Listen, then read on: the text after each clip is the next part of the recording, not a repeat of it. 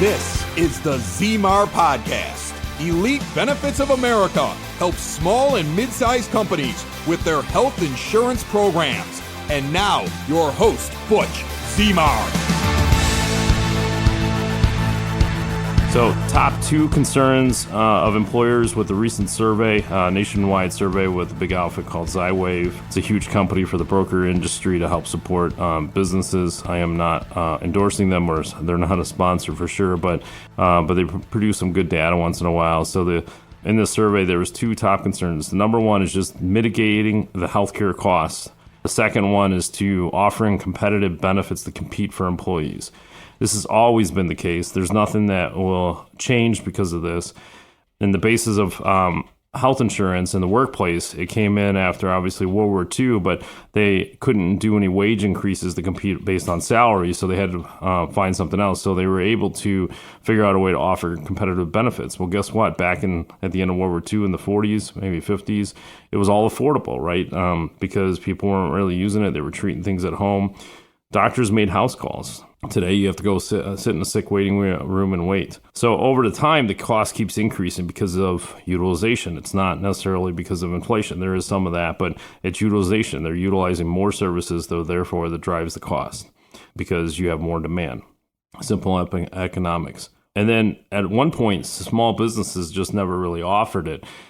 There was, even when I got into the business, small businesses didn't know you could buy it on your own, let alone private insurance or small group insurance. And this is back in the early 2000s where you would think that most people would know about this. They only thought about, because a lot of spouses are working, or that was the trend over a period of time that both parents are working. And one of them had health insurance. So even if you had an entrepreneur in the house, they had health insurance. Eventually, some people would buy it on their own. But it came to light more and more, and the Affordable Care Act did a lot of marketing dollars, wasted tax dollars, in my opinion, to tell people that they could buy their own private insurance, even though it's been like that forever. And so we should do a whole topic on the truth about Affordable Care Act, which is a whole nother line, and it's controversial. And everything started affordable. And now many businesses currently, even small and medium-sized companies, they struggle trying to maintain those costs, right? It's a balance between the premium, which is one cost, and then the other part is the out-of-pocket expenses, which is an additional cost. A lot of employers and brokers, they handle the renewals to just increase the cost to the employee. It helps reduce the premium payments, so therefore the employer is still compensating enough towards the premiums to compete for employees in that capacity. But as far as coverage goes and out-of-pocket expenses, it hits the kitchen table, right? So there's a lot of issues. So even just in a recent renewal we were looking at one plan, the deductible and out-of-pocket and copays are creeping up. And so you got the primary care physician copay. Again, it was a minor increase compared to the previous year, but it's $60 now, right? Most people are used to $10, $20, $30 copay. Now it's double that. And it didn't double overnight. This was a gradual increase. My guess is 10 years ago, it was probably $20 or $30. Specialist is now going towards your deductible. In this particular case, the deductible was $5,300 and some loose change. And then your max out of pocket was roughly $9,000. So all meanwhile, the premiums were going up 14% in this particular case, right? Without any negotiations because of the way the ACA rules are. So it's all based on an age in that platform. So even if you got 50 employees, which is still, some people look at as a medium-sized company. I know some of the Affordable Care Act, there was differences, like whether a 50 and under was small or was it 100 and under. They're all small businesses. If you're under 1,000, they're all small businesses, just because the nature of the game does change as you grow your company, but they're not large companies by any means. And so healthcare has definitely become unaffordable without intervention from the government, right? So that was the purpose of the Affordable Care Act. It's a dumb name because nothing's affordable out of it. Some people say, yeah, it was. I'm paying less today. Well, if that's the case, then you're probably getting somebody else is paying the bill. So the cost of health insurance, the true premium, has definitely gone up, skyrocketed since the Affordable Care Act. And if you're paying less or it's been stable, it's because somebody else is subsidizing it. In this case, a lot of times it's taxpayers or your employer. The other one is just leverage in order to keep it more affordable. And this is buying power. A lot of small, medium-sized companies can't do it, even under 100 employees. They just don't have the leverage for that buying power. And even in some cases, like we were doing some renewals for 500 plus employees, and they were struggling with the same thing, just not enough leverage, high claims. How do we do this, right? And so, and we can make softball approaches, right? We could do this, we could do that, whatever. And in many cases, it doesn't even move the needle. Like, you're still going to get the 14% increase next year. And since that's the trend now, it might be 16 or 18% next year, right? And so, and your out-of-pocket expenses are going to be over 10 grand at some point. And so when does it end? And I'm trying to do all the things that you tell me to do, Butch, and what's going to happen next? How do I control those costs, right? And so, but it's forcing families at home and businesses to cut back, right? And because they have to, right? Inflation is just a whole nother animal. We're not even talking about, we're just talking about medical inflation. We're not even talking about financial inflation. So even with 30 employees enrolled on a plan, right? So 30 employees is still a small to mid-sized company. And, you know, whether it's employee or family, it doesn't matter, right? One person on that plan, whether it's a dependent or the actual employee, could be the biggest issue in the entire group based on cost. It could be one specific drug. And there's some argument whether or not they should actually change drugs, or do they really need it? And that's another topic altogether. So now what? Do we just roll over and just take it? Like, just, hey, take it to the death, right? So, and sometimes it's just not worth the fight, right? You just suck it up, you figure it out, you take it away from something else, you just kind of deal with it, right? And sometimes we just can't do anything for other reasons, right? It could be health risk and stability and health plans, right? You want consistency. And it could be operations or business-related planning that it just doesn't make any sense to make a move. So what do you do now, right? What is the big picture on how we can control this? So do we just stick with the status quo, right? The typical broker, you trust them, there's loyalty. I mean, surveys are out there, they trust their broker almost 90% of the time, right? But how do you know you're getting the best advice, right? You just don't know, especially if you're continuing to get increases. And we're just as, I wouldn't say guilty, but we have a lot of employers that are getting that 14, 15, 20% increase, right? And we're talking about these alternatives. They're just not ready to move. So, and there are times another broker comes in, throws them another solution, and then they're gone, even though it's the same solution that we've talked about for years. It happens all the time, right? It's all about, it's either they're hot or they're not. And then whether they're going to communicate back to us. And so in some cases, it could be a loyalty issue, but that's just business, right? So you probably switch your shopping center on a whim just because all of a sudden an opportunity comes up, right? It's unfair to the broker that's trying to do a good job. I mean, I've actually thought about getting disclosure saying, hey, we talked about this, right? And so they'll at least be aware of it. But it doesn't matter, the status quo doesn't really work, and you have to make some changes, right? It's only going to get worse over a period of time, and it's kind of like a debt snowball, right? So when you start a little debt in the beginning, it's controlled, you're paying it off a little bit, but it keeps increasing, and all of a sudden over a period of time, it's like this big avalanche, right? You're like, how in the world did I get to $30,000, $40,000, $50,000 in debt? And then you still got to pay it all back, right? And so, sure, you can file bankruptcy, just like medical bankruptcy, right? So, which is a whole other topic that we could talk about at a different point. So, what do small businesses, small to mid-sized companies do if they're under 100 employees? Over 100, as long as you're not close to 100, you could probably, there's so many different things. You just got to know the course. You have to know the plan, and you have to have a broker in that account talking about different things than you normally are used to hearing. Like we had a renewal recently where we tried talking about some of these alternative ways, and it was interesting to see because the CFO was like, I don't completely understand this, but money going in, money going out. He got a glimpse of it that he's like, yes, I think this could work. We're rolling up our sleeves, putting a little skin in the game. He's like, but I like that because then we can control some more of the outcomes as time goes on.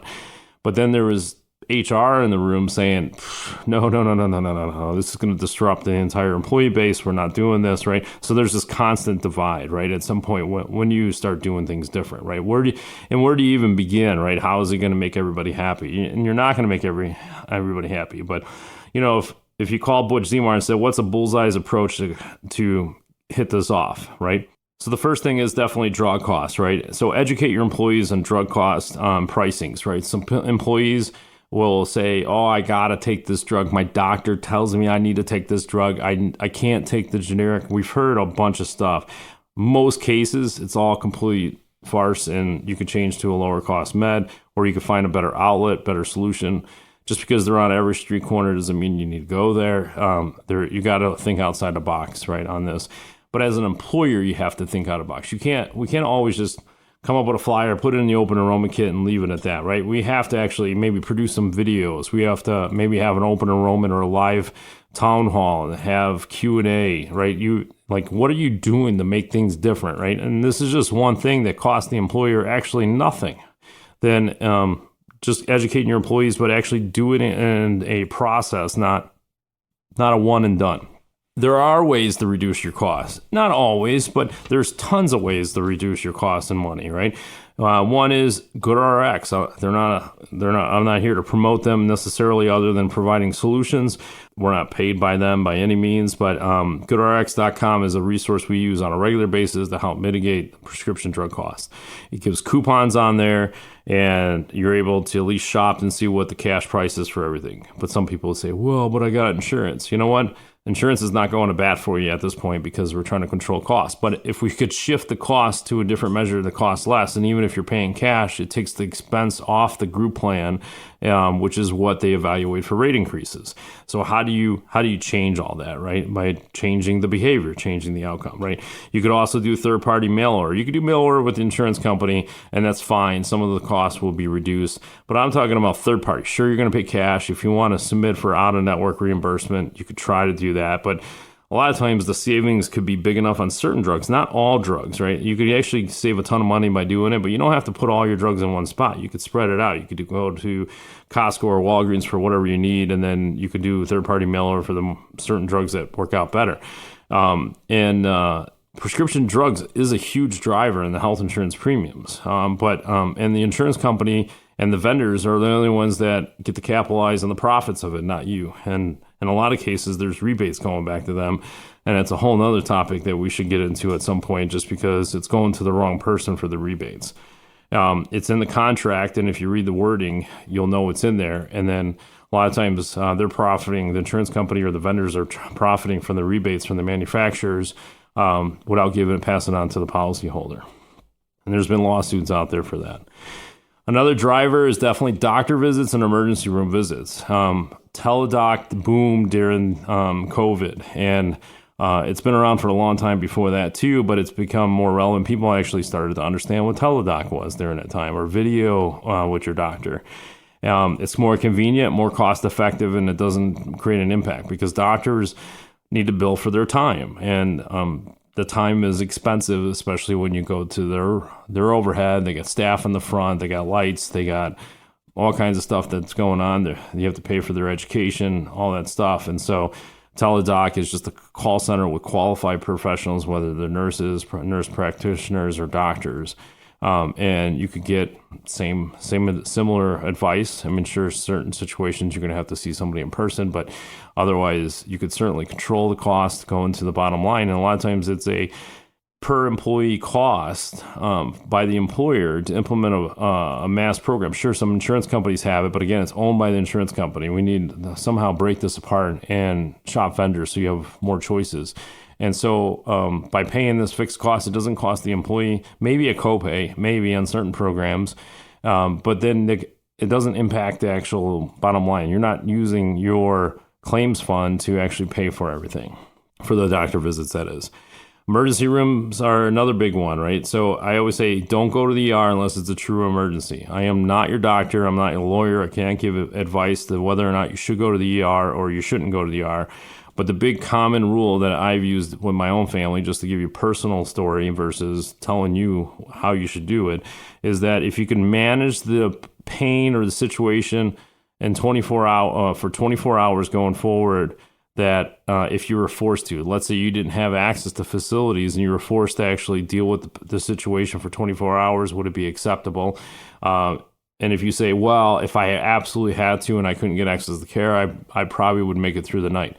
well, then it's not an emergency. That's what it comes down to. The insurance companies are looking at that too, and for a while, and that's changed a little bit, that they weren't paying for non-emergency or emergency room visits, but that's changed with the Affordable Care Act. But now they don't care anymore either, and they're just passing a huge amount of cost onto that policyholder to give you a financial disincentive to actually go to the ER. And so, and this is a huge driver. Emergency rooms are very expensive. That overhead is huge. So you would pay potentially thousands of dollars more for the same exact treatment you would receive at a primary care, immediate care, or urgent care center. And part of this is just from a behavior, right? And if you go back in time, emergency room visits were very affordable. You would wait until the last second because it's convenient, because emergency rooms are always open. And there used to be just a small copay. It could be $50 or $100, very reasonable for most people to get access to care immediately. But now plans have changed. Now they have a very large copay plus your deductible and coinsurance. Sometimes they have a specific deductible for the ER plus your deductible and coinsurance, depending on how it's all written.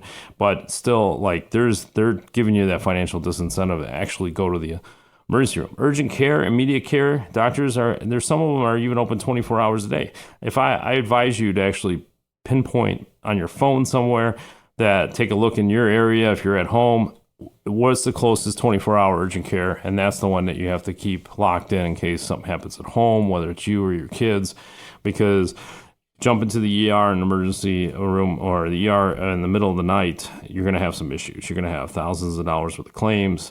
I'm not saying you shouldn't do that. I'm not here to give you advice and not to go. I'm just saying that it's a way to control costs, not only to you as a person, but processing claims and have an insurance claims fund pay for it. So even if you're on a fully insured Blue Cross, Humana, Aetna, whatever, it doesn't really matter. There's still a claims fund built in. You just may not see it. When you get to self-funded plans, or one or more common these days are level-funded plans, you'll get a claims report and you can actually see some of this go on. But on a fully insured platform, you don't. Even I guess in fully insured large group, you could still get some access to claims, but still, it's very limited. The other way that will reduce claims is, reduce costs is going to be claims, right? And so you got medical and claims advocacy, right? So let's talk about medical, but even more so, like a lot of the plans out there already have some type of control measures or advocacy programs.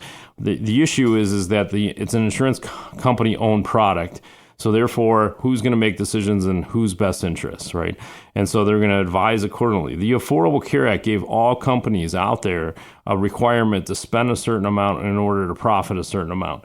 So in order for them to profit more, they have to increase claims. So what do you think advisories are going to do at the insurance company? Tell you to spend more money. And that's what it comes down to. You're going to waste time and efforts because of that. Now, I'm not saying that representative you talk to has that financial incentive to do so. I'm just saying that there's probably a protocol that they're following because it's their job, and it may waste more time and money on your risk pool. So you're gonna need to find some, third-party solutions in order to do that. They're out there, right? And so they're nurses and doctors who assist you through any type of treatment you may going on, from little stuff to big stuff. They are a medical professional, regardless if they're nurses or doctors. They will advise you. They have no financial incentive or skin in the game for any other outcome. It's an unbiased decision based on the facts that you're providing to them from the treatment that you're receiving. It will reduce time and overall reduce expenses because you're getting a third-party input on how to navigate the medical, the best way you can, the medical treatment, the best way you can. As far as claims advocacy, this is usually on a self-funded plan. Small and mid-sized companies on fully insured plans, they don't have them built in. I encourage employers to look at an opportunity to purchase this. It's usually employer paid. It's a small fee, but you could put something in place that the employees have access to help mitigate and understand these claims. I've always said that employees and employers spend thousands and thousands and thousands of dollars a year on healthcare, and they don't figure out how it actually works, right? But you could spend thousands and thousands a year on your car, and you'll never know every button that's in there. All right. It's just, sure, it's more fun, but I'm just saying that if you're investing money, you need to have skin in the game and figure it out. But you could get claims advocacy and just call somebody else that understands it too, but have access. And some employees don't do this, one, because they don't know that it's available.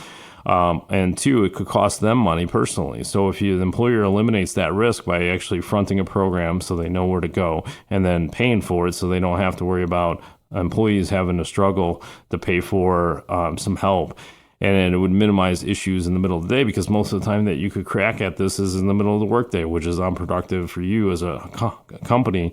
So you lose profits because they're trying to manage their claims. The late Marshall Allen, he was on my podcast at one point. He wrote a book called Never Pay the First Bill, most of the time because they're still processing claims or adjusting claims on the first bill. So if you hurry up and jump to it, you're going to pay more than you should.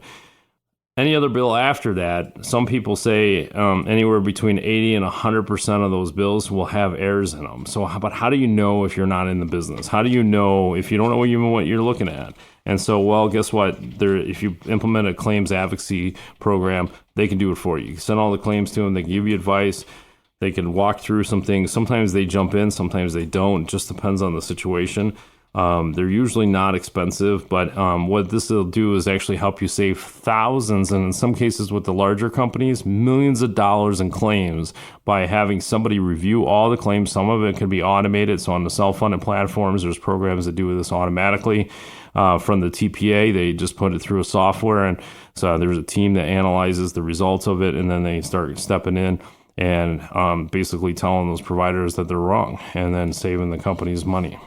So that will reduce the cost. But even if we start doing this, right? Like I already made the comment that it won't move the needle, right? If you start implementing this, but what it does do is teaches the lay of the land, right? Builds better practices, better habits, right? That will keep things affordable, because one day you're going to have an opportunity to switch those plans where you make a major impact. But it's just like lotto winners. Most of them go broke. Why? Because they never changed their habits with bigger money, right? They kept the same old habits. It almost never works to be gifted something that you didn't have before and then maintain it. It's just fact of life, right? But you have to change before that outcome is there. Sure, you could change when it occurs, but that's few and far between. Most people never could change that lifestyle fast enough or understand it enough to maintain it. It just doesn't work, right? That's why most lotto winners go broke. Even people that lose weight fast, they usually gain it all back and then some. They feel like it's always this constant struggle, but they never change the behavior. Same goes with these health plans, right? Many employers and their brokers save money by switching these plans. So shop, it's your renewal time. You find a level funded plan or self-funded plan, you're saving 30%, whatever the magic number is. Make it up or see what your results are. And all of a sudden you're like, yes, let's go do this, right? And we're saving money. But the problem is we didn't change any of our habits, right? So the employees are still going to the ER. They're still racking up expenses for prescription drugs. We never gave them the tools to mitigate any of this. So you have an open credit card with no cap on it, and you're just saying, employees, keep going, keep doing what you're doing. Well, guess what? The increases keep getting bigger and bigger. Sure, you start out on the low end. It might be years before it catches up to you. And then all of a sudden one day, you're back in the safe space. You're back in the fully insured plan. I mean, after all, it's really safe, right? So just like everything else, the safer it is, right? But there's less risk, but you're still going to pay more. There's no chance of going to be saving money at that point. And at least your premiums will always be consistently increasing, right? You have no ways of controlling it, but it's safer, right? And you're probably better off there. But if that isn't you, just call our office, 708-535-3006.